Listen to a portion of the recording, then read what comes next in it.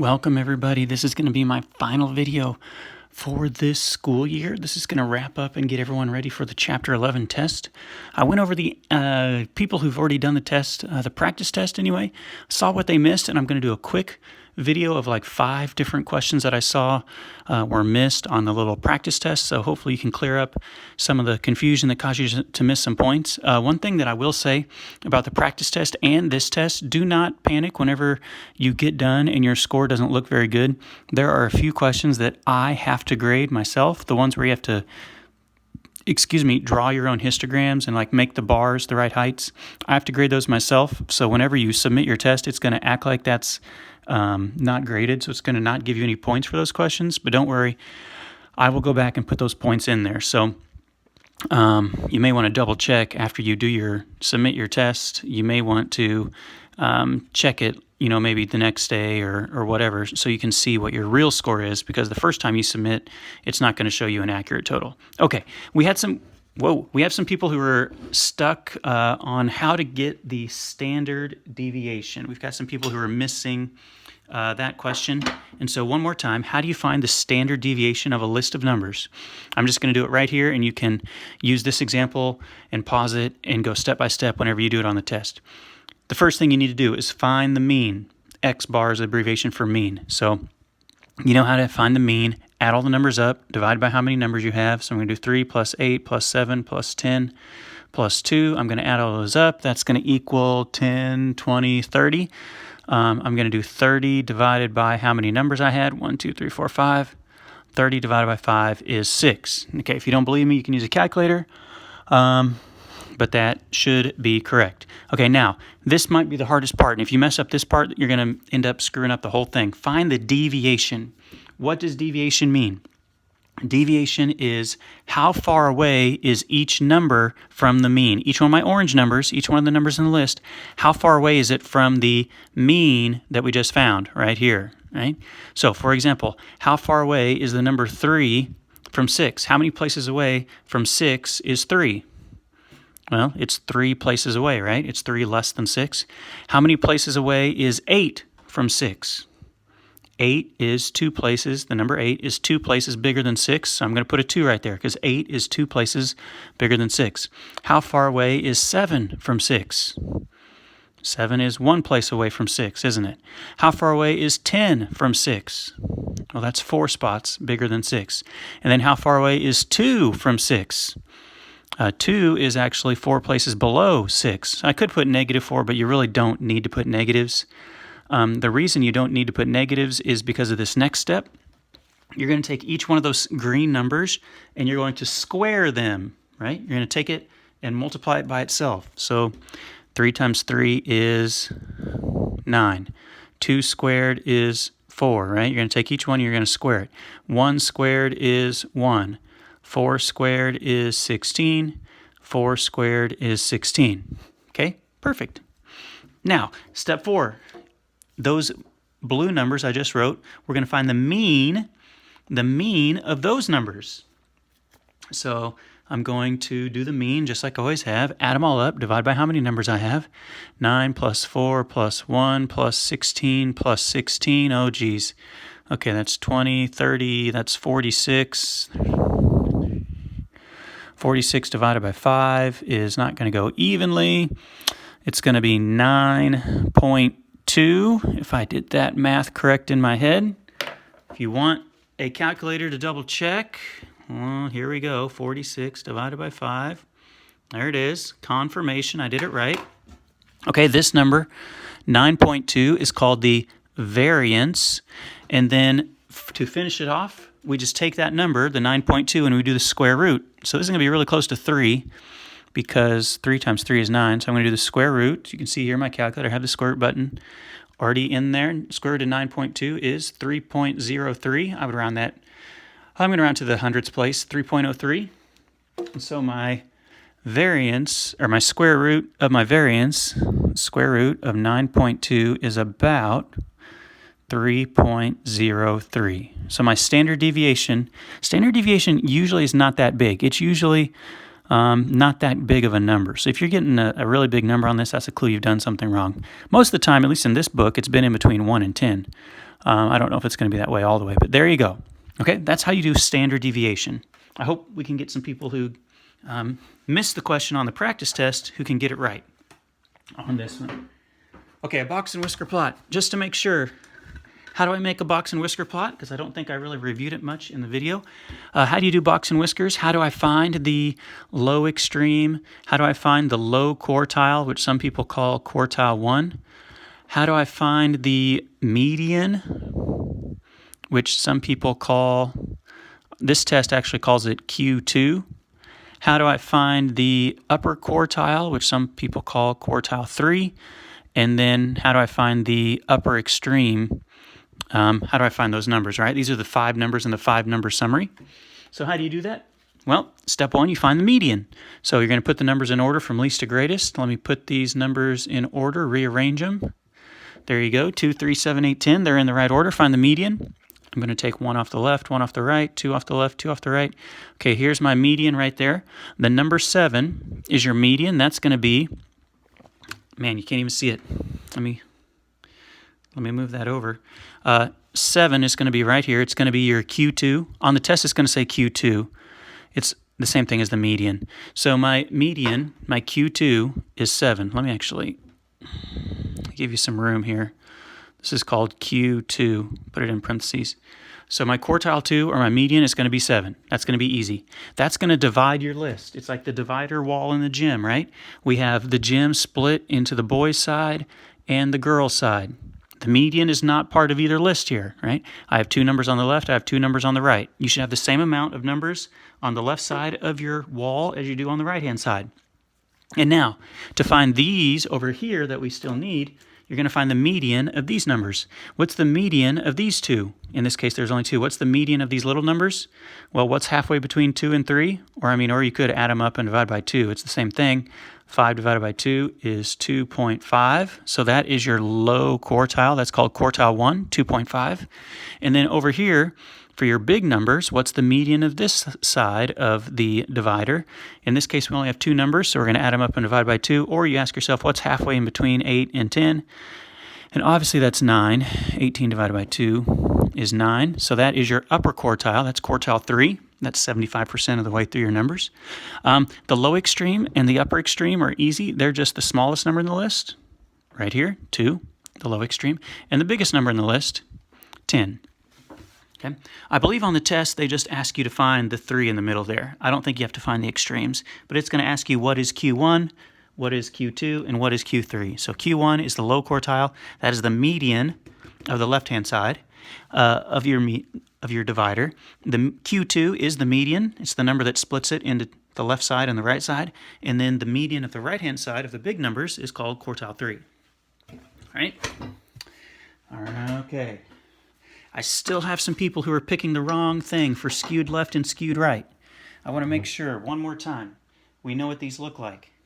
Okay, symmetrical. I really don't think we have a problem with symmetrical. A symmetrical box and whisker plot is going to look like something like this, right? The left whisker and the right whisker are about the same size and same length. The median is about right halfway in the middle of the box. Symmetrical. If it's a histogram, a symmetrical histogram will kind of be balanced as well. It doesn't have to be perfectly balanced. So don't fall in love with the idea that it has to be perfectly symmetrical on both sides. Like one of these could be just like a little bit higher. See how this one is just a little bit higher than this one? But that's okay. In general, it's balanced on both sides. So that's what symmetrical looks like. When it is symmetrical, you're going to use the mean. The mean is the best measure of center. And the standard deviation is the best measure of variability to use. We haven't been having a problem with those. I've seen people still having a hard time with skewed left and skewed right. So skewed left on a box and whisker will look like this. The left-hand side will be very, very long, and the right-hand side of the whisker will be very, very short. Okay, that's what skewed left looks like. On a histogram, skewed left is actually going to have the highest bar is actually going to be way over here on the right, and it's going to kind of stair-step down from there. Okay, the reason it's like that is because, look, if I kind of drew a model here, look how long this this path is going down. It's kind of like the same thing as the long line right there. And so the tallest bars are here on the right, and it kind of gradually goes down. This is called skewed left, right? Most of the data is on the right. That's why these are so jumbled together. See how tight those are together? That means a lot of numbers are over here. These are very spread out. So all the numbers are on the right, or not all of them, but most of the numbers are on the right. Most of the bars are on the right. The tall bars are on the right. That's called skewed left, right? It's kind of backwards from what you would think, right? So that's what skewed left looks like. When it's skewed left, you don't want to pick mean. You want to pick median, and you want to pick the 5-number summary. Those 5 numbers we just did when we did the box and whisker, you know, quartile 1, quartile 2, or the median, quartile 3, the upper extreme and the lower extreme, 5-number summary. Okay, one more. Skewed right. A skewed right box and whisker is going to have a really long whisker on the right-hand side, and then the box over here, the whisker on the left is going to be very short. So it's always easiest to tell by looking at the whiskers. When the whisker on the right-hand side is really long, skewed right. When it's a histogram that's skewed right means most of the numbers are actually on the left. So you're going to have a really tall bar on the left, and then another tall one next to that, and then it's going to slowly go downhill from there. But you see how the path of this one, if I drew my little curve, see how long this is on the right? See how this kind of mimics the same thing as this, right?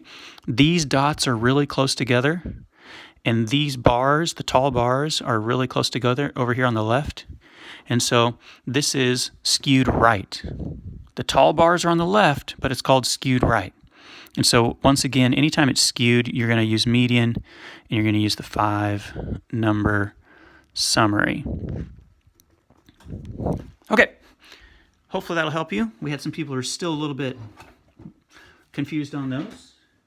The two-way table, you all have actually been doing a lot better on the two-way tables, especially for kids who've never seen them before. I'm just going to make up some numbers here for the two-way tables. I just made 7th grade and 8th grade. Who likes Nike? Who likes Under Armour? Let's say 10 people like Nike. Let's say 8 people like Under Armour. These are called joint. These are called joint frequencies.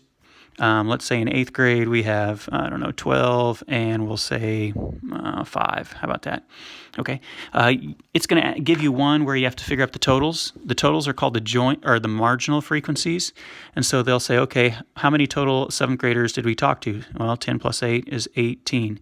How many total 8th graders did we talk to? 12 plus 5 is 17.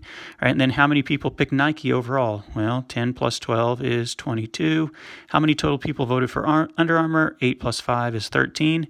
And then you know you've done it right if this magic bottom right-hand box, which is the total of the totals, 18 plus 17 is 35, and then 22 plus 13 should equal the same thing.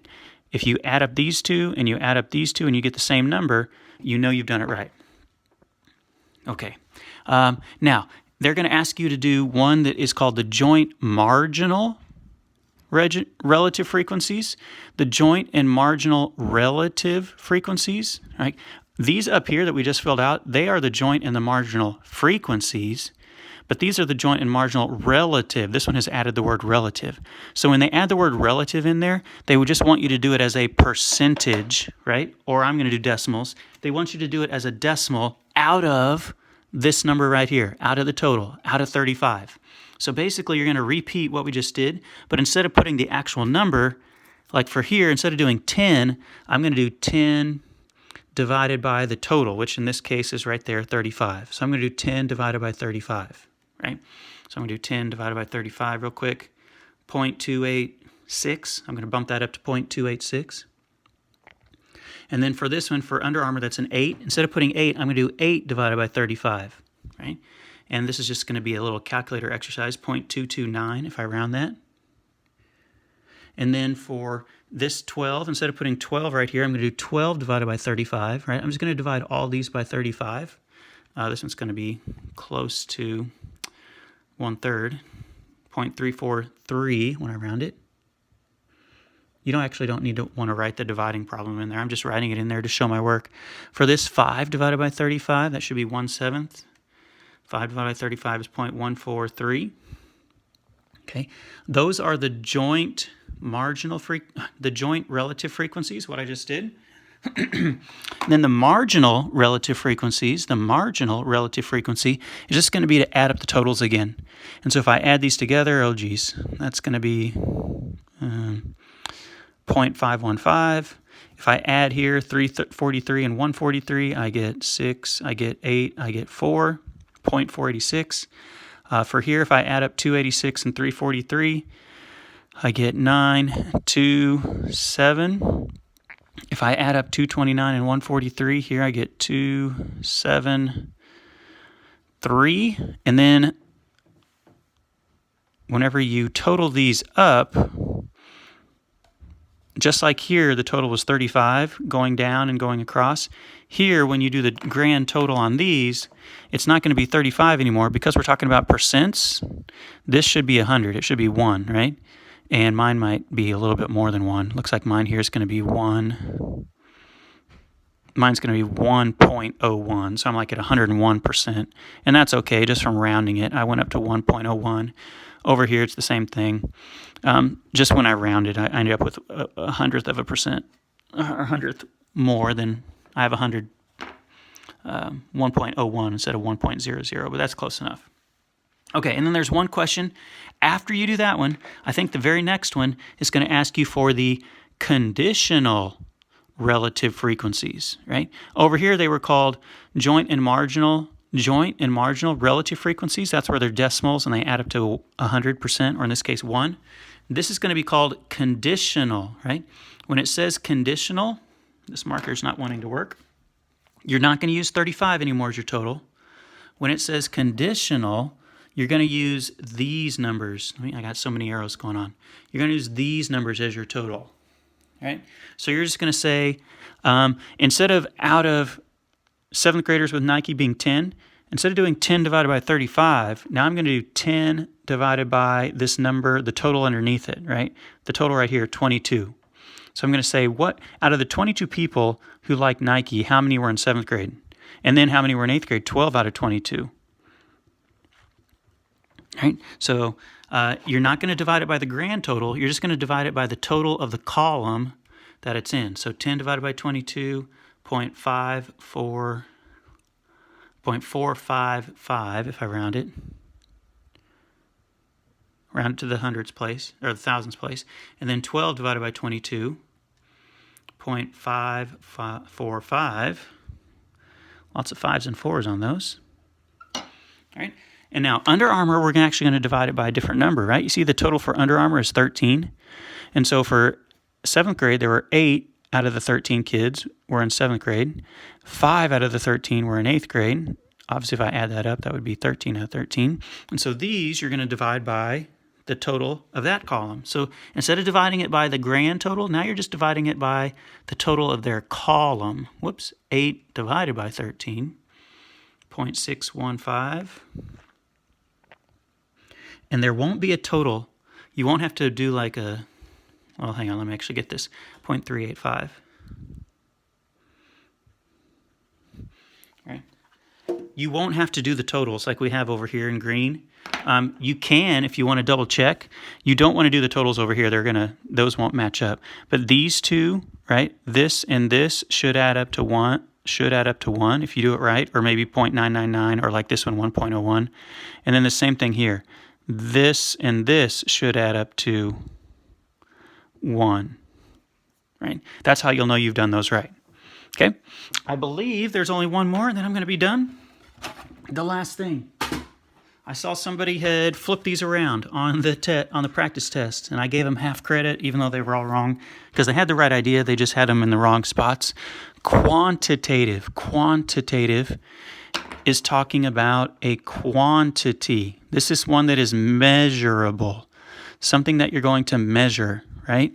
Things like your height, things like your weight, things like your wingspan, things like your mile time, things like your shoe size, right? Things that you're going to measure. Quantitative, a quantity. The qualitative, I keep picking up the blue and it doesn't have any really juice left in it. Qualitative is the one that is not measurable, right? Your zip code, your phone number, your homeroom teacher's name, what street you live on, right? Things that are not measurable. Your favorite food, your favorite restaurant to go eat at in town. Qualitative, not measurable. Quantitative, right? The in numbers, you can measure them. Okay? All right. Thank you so much for watching all my videos. I hope I didn't bore you too much or put you to sleep. Please feel free to do the Chapter 11 test. If you just really, really love doing this and you want me to do more over the summer, you feel bad because we didn't get the entire book done, we skipped a couple chapters. If there's something that you just really, really want to practice before school starts next fall, assuming we do start in the fall, just send me an email and I'm more than happy to make any video you guys want. And I can give you some questions, even just individually, over the summer if you just really, really want to do that. So thanks again so much for being a part of this. I appreciate you guys being in my class this year. I wish you the best of luck next year at the high school, and I will catch you guys later. See ya.